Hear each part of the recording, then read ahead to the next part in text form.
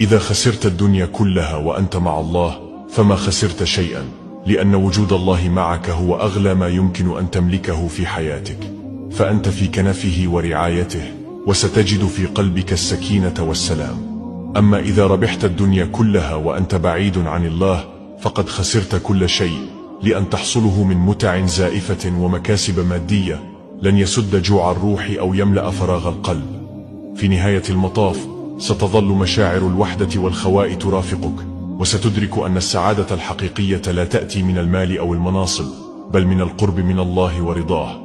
لذا اجعل علاقتك بالله أولوية في حياتك، وحافظ على إيمانك وثقتك به، فالدنيا فانية وما عند الله هو الباقي. تذكر أن طاعة الله هي طريق النجاح الحقيقي، وأن القرب منه يجلب البركة في كل ما تفعله.